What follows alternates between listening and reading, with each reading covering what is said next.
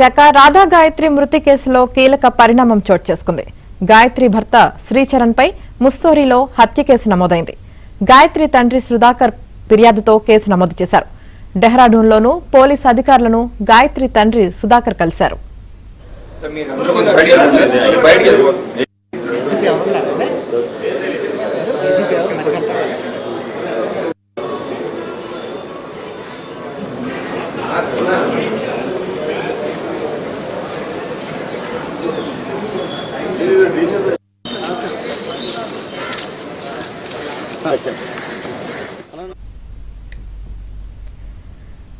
విశాఖ రాధా గాయత్రి మృతి కేసులో కీలక పరిణామం చోటు చేసుకుంది. గాయత్రి భర్త శ్రీచరణ్ పై ముస్సోరీలో హత్య కేసు నమోదైంది.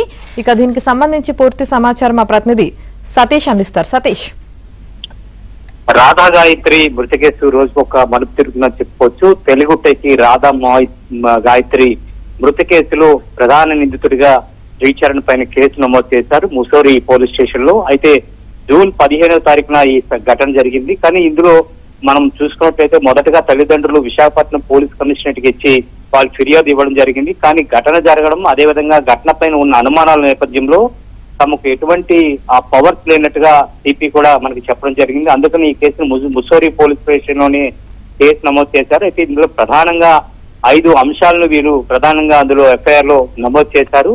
భర్త శ్రీచరణ్ సౌమ్యాజులు రాధా గాయత్రిని గత కొంతకాలంగా వేధిస్తున్నాడని, ఆమె బ్యాగ్ లో ట్రాకర్ పెట్టి అటువంటి అనుమానాలకి ఆవిచ్చిందని చెప్పి ఫిర్యాదులో ప్రధానంగా పేర్కొన్నారు. అంతటితో కాకుండా రాధా గాయత్రికి లో బీపీ ఉందని, ఈ సమస్య ఎప్పటి నుంచో ఉందని కూడా ఆ ఫిర్యాదులో పేర్కొన్నారు.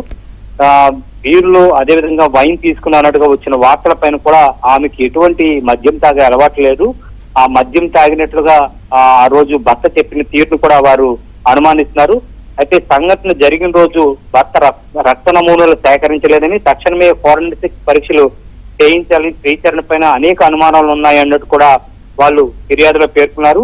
అయితే ఘటనకు సంబంధించి 48 గంటల ముందు వీరిద్దరి మధ్య కావచ్చు, లేదా శ్రీచరణ్ యొక్క ఆర్థిక లావాదేవీల ట్రాన్సాక్షన్స్ అన్ని కూడా పూర్తి స్థాయిలో పరిశీలించాలని కూడా తండ్రి సుధాకర్ ముస్సోరీ పోలీసులకు ఆయన ఫిర్యాదు ఇవ్వడం జరిగింది. ఫిర్యాదు ఆధారంగానే శ్రీచరణ్ పైన కూడా హత్య కేసు నమోదు చేసి పోలీసులు ప్రస్తుతం అయితే శ్రీచరణ్ పైన హత్య కేసు నమోదు చేశారు.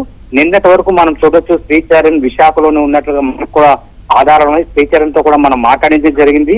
మీడియాను సైతం కూడా పక్కన పెట్టే విధంగా శ్రీచరణ్ నిన్న ఆయన ప్రవర్తనలో తీరు కూడా మనం స్పష్టంగా చూసాం. కానీ ఈ రోజు ఈ పార్టీకి నిన్న ఏదైతే హోటల్లో బస్ చేశాడో అక్కడి నుంచి ఆయన వెళ్ళిపోవడం కూడా మనకు తెలుస్తుంది. ఎందుకంటే అక్కడ లేనట్టుగా మనకు సమాచారం ఉంటుంది. ఇప్పుడు కూడా మనం మాట్లాడడం జరిగింది, అక్కడ నుంచి ఆయన వెళ్ళిపోయినట్లుగా తెలుస్తుంది. అంటే శ్రీచరణ్ పైన ఏదైతే నిన్న శ్రీచరణ్ చెప్పాడో, ఒకవేళ నేను తప్పు చేసినట్లయితే ఎందుకు ఎక్కువ ఉంటాను, ముస్సోరీ పోలీసులు ఎందుకు నన్ను వదిలేస్తారు, మేమిద్దరం హ్యాపీగా ఉంటేనే కదా వెళ్ళగలం, రిషికేష్ అదేవిధంగా తీర్థయాత్రలు వెళ్ళగలం అంటే మీ ఇద్దరం హ్యాపీగా ఉండబట్టే కదని చెప్పి ఒక విధంగా చెప్పాలంటే మనకు ఎటువంటి సంబంధం లేదు ఈ హత్య కేసు సంబంధించి, కావాలని తనపై ఆరోపణలు చేస్తున్నారు. అదే విధంగా రాధా గాయత్రి తల్లిదండ్రులు కూడా వారి పైన నాకు చాలా గౌరవం ఉందని, ప్రస్తుతం రాధా గాయత్రి తన కూతురు చనిపోవడంతో ఇలా మాట్లాడతాను, ఆ మాటలు కూడా నేను పెద్దగా పట్టించుకోనని కూడా చెప్పడం జరిగింది.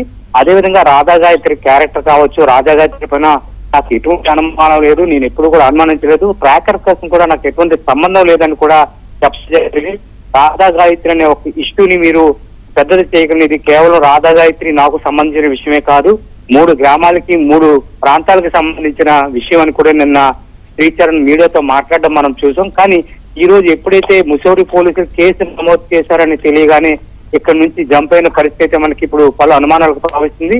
ఇంతకీ శ్రీచరణ్ ఇప్పుడు ఎక్కడ ఉన్నాడు, ఎబ్స్కాన్ లో ఉన్నాడు, ఎక్కడి నుంచి ఎక్కడికి వెళ్ళిపోయాడు అనేది కూడా పోలీసులు కూడా వెంబడించే పరిస్థితి కనిపిస్తుంది. కానీ విశాఖ పోలీసులు మాత్రం ఏదైతే మొదటిసారిగా తల్లిదండ్రులు వచ్చి కేసు నమోదు చేయాలని ఫిర్యాదు చేశారో, ఎప్పుడైతే ఘటన ఎక్కడైతే జరిగిందో ఆ ఘటనకు సంబంధించి దర్యాప్తు కావచ్చు, లేకపోతే వారిని అరెస్ట్ చేయడం, లేదా అందులో కానీ మనం దర్యాప్తు అధికారం కూడా తమకు ఉండదని కూడా పోలీసులు నేరుగా చెప్పడం జరిగింది. కానీ ఇప్పుడు మొత్తం అన్ని వేళ్లు కూడా శ్రీచరణ్ వైపు చూపిస్తున్నాయి. శ్రీచరణ్ అనుమానాలకు తగ్గట్టుగానే ఆమె చనిపోయింది, అనుమానాలతో కాదు, ఫ్రెండ్స్ కూడా మనం చూడొచ్చు. నిన్న వాళ్ళు హైదరాబాద్ లో కూడా ప్రెస్ మీట్ పెట్టి కూడా చెప్పడం జరిగింది. గాయత్రి పలుమార్లు శ్రీచరణ్ పైన కూడా చెప్పడం జరిగింది, సైకో క్యారెక్టర్, ప్రతి విషయాన్ని కూడా అనుమానిస్తాడు, నేను ఉద్యోగానికి వెళ్ళినా కావచ్చు, లేదా ఇంట్లో ఉన్నా కావచ్చు, ఎవరితో మాట్లాడినా కావచ్చు, ఏదైనా ర్యాపిడో అంటే ఇటువంటి వాహనాలు ఎక్కినా కూడా వీడియో కాల్ చేసి చూపించడం, అదే మీటింగ్ లో ఉంటే నువ్వు ఎవరితో మాట్లాడుతామని చూపించడం, ఇవన్నిటినీ కూడా ఆమె మానసిక క్షోభ అనుభవించింది. ఇన్నాళ్ళుగా ఇంకా తట్టుకోలేని విధంగా తను చేశాడు, మానసికంగా నన్ను ఒక విధంగా చనిపోయే స్థాయికి తీసుకుంటానే కోణంలోనూ కూడా తన ఫ్రెండ్స్ కూడా చెప్పినట్లుగా నిన్న మీడియా ముందు కూడా వారు వచ్చి మాట్లాడడం జరిగింది. కాబట్టి దీన్ని బట్టి ముస్సోరీ పోలీసులు ప్రస్తుతం శ్రీచరణ్ పట్టుకునేందుకు కూడా ప్రత్యేక బలగాలను కూడా ఏర్పాటు చేసి ఉంటారు.